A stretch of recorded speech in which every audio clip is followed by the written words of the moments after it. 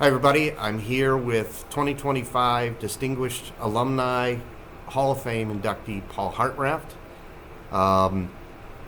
Paul's been heavily involved in a number of things that we're going to cover.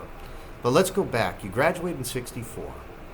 And this building that we're sitting in, we're in the high school at the recording studio, which neither of us really knew that they had, but it's pretty impressive in here. Yeah. You actually went to school here when this was a junior high, and it was originally designed as a junior high, correct? That is correct. And it was the first year, and we actually had a little graduation ceremony for ninth grade.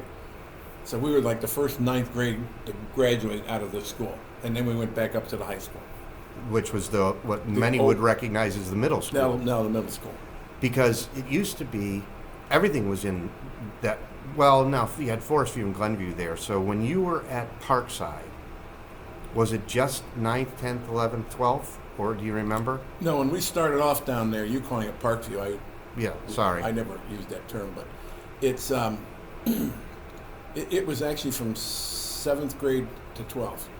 I thought it was. It was. All the way through. And then the school was getting so big that they were building the new school, which is the high school now down here. They had to go into split sessions. Really? So the earlier grades, the older grades went like from 7 in the morning to 1 o'clock. Yep. And then we would come in at 11 o'clock and go to 5 o'clock. Wow. And that's how they got us through until they got the school built, the other school built. Amazing. This was 60, 59, 60, right in there. Somewhere in there. So, but you ended up graduating from the old middle school or from here? Yeah, they had a little ceremony for ninth grade. Oh, for ninth grade. Yeah, it was just like a junior high grade. Yeah. Because they didn't have middle schools then. It was high school, middle, and schools. So yeah, they had a little graduation ceremony for us. It was just kind of. That's kind of neat. Yeah, it was, I guess. So one of the greatest stories that ever came out of here, in my opinion, was when I was talking to you one time, and you were in this building, and a guy made an emergency landing in a plane. Yeah.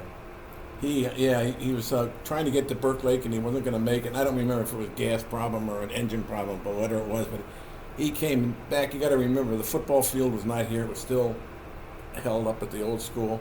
So there was just a big field behind here. And half of this school that's here now wasn't even here. Right. So, it was just basically a flat, except for one little divot down way. It was like a water line or something. Well, I don't know what it was. But so the plane, he came in for a perfect landing, just a single engine plane. Yeah. He came in for a perfect landing, and he was just coasting along, and all of a sudden the plane dipped down for this thing, and the propeller hit. Yep. And it just flipped the plane over on its roof. He was probably going about 5 miles an hour when that happened. So he just climbed out of the plane, and it was we got to school that day, and here's this plane. I'm sitting back there. Yeah. And we actually got to watch him because they had to come in and take the wings off the plane. Yep. And get a truck out there and put the wings on it and the rest of the fuselage and get it out of here. Unbelievable. What an experience. Yeah, it was All right, quite a talking thing. All right, we're starting in a second.